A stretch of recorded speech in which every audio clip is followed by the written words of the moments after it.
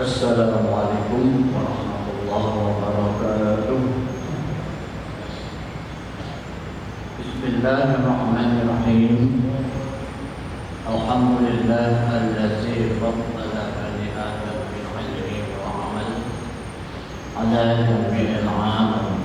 Salatan wa salaman ala Muhammadin sayyidil arabi wal ajam wa ala alihi wa ashabihi ya nabi'il ulum wal hikam amma ba'd. Para hadirin yang dirahmati Allah, kajian kita masih sekitar sebab-sebab terjadinya berbagai fitnah ataupun perkara, ujian dan bencana.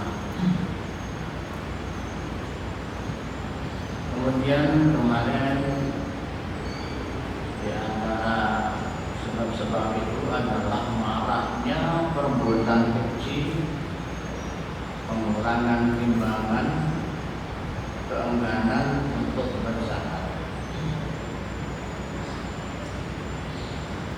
Kemudian berikutnya adalah dengan kondisi seperti itu, pekerjaan marajalela, pengurangan timbangan marajalela bagi para pedagang, kemudian keengganan setelah cukup zakat tidak berzakat.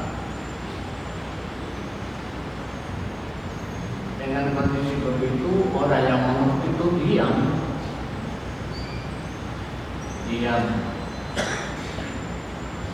Ini orang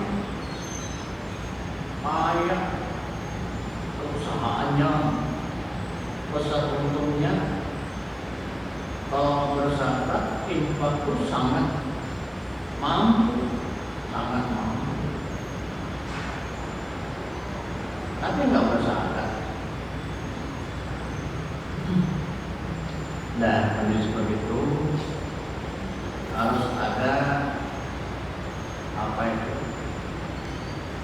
yang mengingatkan, yang mengajak. Kalau tidak ada yang harus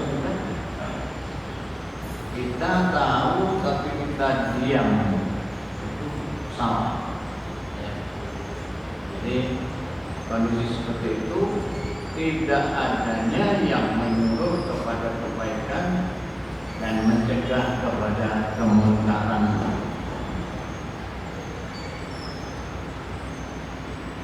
Biasanya kalau namanya uang, rezeki itu adalah kehidupan. Orang yang lebih rezeki itu mau buat apa saja oke, boleh, ya, silakan. Apa saja boleh. Tapi tentunya kalau kemarin pernah kita singgung, ketika kita bekerja itu wajib, tapi jangan lupa talabul fardhah wajib juga. Kalau bangkas filazimun, bekerja itu wajib, tapi pekerjaan yang halal itu juga wajib.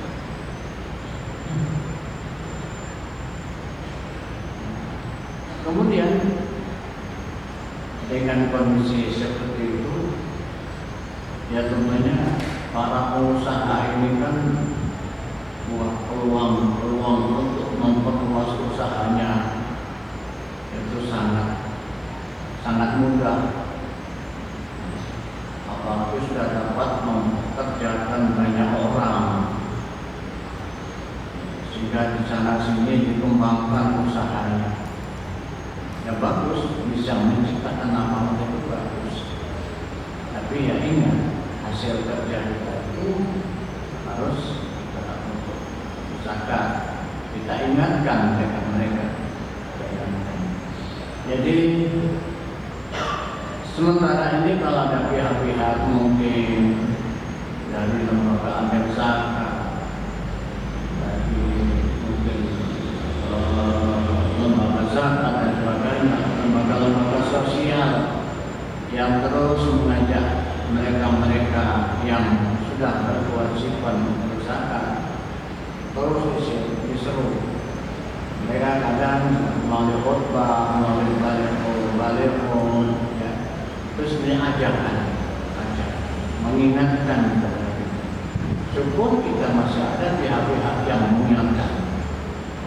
Kalau sudah tidak ada pihak-pihak mengingatkan, ya, yang tidak mengingatkan berdosa, ya, kemudian yang seharusnya mereka berbuat tapi dia tidak berbuat, maksudnya berzakat dan sebagainya. Nah, juga mereka akan larut pada kondisi seperti itu.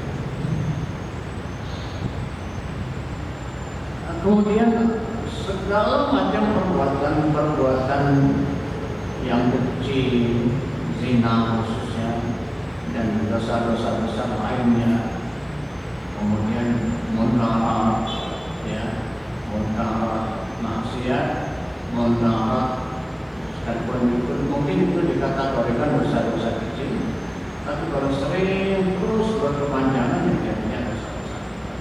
Kita ingatkan, setidak-tidaknya kita mengingatkan untuk sekup keluarga kita, kita kembangkan sekup masyarakat kita, kita terus ingatkan.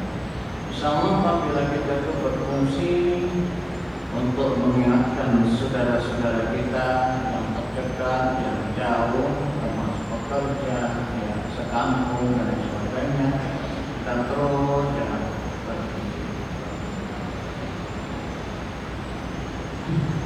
Kemudian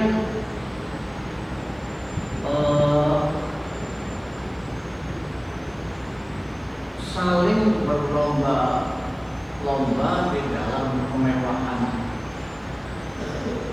saling berlomba-lomba dalam kemewahan.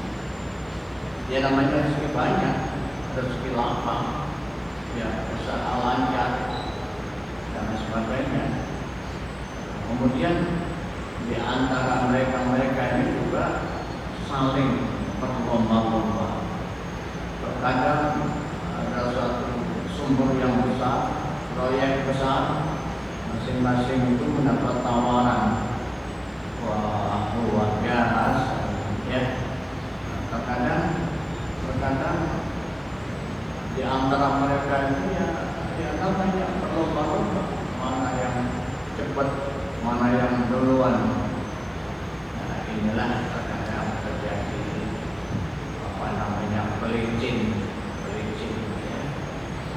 Kalau kita secara alami aja ya kita dapat tawaran diproses sesuai dengan hukum yang berlaku, ya, tanpa janji sesuatu.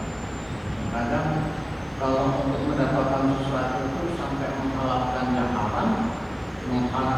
halal, ihqaqu batilin wa ihqaqu haqqin, itu terjadilah namanya korupsi. Ihqaqu batilin, membenarkan yang batal dan membatalkan yang benar. Itulah definisi daripada korupsi. Terjadi seperti itu. Karena berlomba-lomba itu, wah ini nanti kalau bisa dapat proyek ini luar biasa hasilnya ini. Terus, ya. Kadang menerjang rambut-rambut. Ini rambut-rambutnya kamu hindari, tapi tidak perlu demi tercapainya tujuan. Wah banyak. Dalam Islam, apalagi masalah kerusakan lingkungan, Islam itu tidak membatasi pengusaha untuk mengembangkan usahanya. Tapi terkadang lupa, apalagi di Indonesia ini banyak tambang, ya, sehingga itu kan lupa rambu-rambu. Sedangkan Islam itu sangat memperhatikan tentang lingkungan. Kalau sampai lingkungan ini tidak diperhatikan, ya, itu nanti kita sediakan dulu. Suatu contoh, kalau air putih hujan itu turun dari langit, diserap oleh bumi melalui beberapa pepohonan, ya, dia terus turun ke bumi. Air itu difilter, jadilah air sumber air untuk kehidupan kita. Kemudian sumber air itu disimpan di dalam bumi, di perut bumi untuk kebutuhan umat manusia. Kemudian air ini enggak ada penampungnya. Pepohonan sudah habis dibuluin, ya, karena pembakaran dan sebagainya yang tidak diperhitungkan. Hanya air pulau. Bumi-bumi yang gundul itu akan kehilangan haranya, kehilangan, ya, tanah yang subur. Terjadilah yang namanya longsor, yang namanya banjir bersama lumpur dan sebagainya. Akhirnya orang banyak yang korban. Kasihan, karena itu kan baru korban. Ayo di sana punya modal besar, kita juga punya modal besar. Sehingga kemudian tahu yang tak boleh dibaca. Inilah Masya Allah. Tapi seperti itu, kondisi itu kita pun tidak boleh diam. Apa saja orang-orang yang mengerti hukum, orang-orang yang mengerti undang-undang tidak boleh diam. Ya, diam telah terjadi. Demikian, Assalamualaikum warahmatullahi wabarakatuh.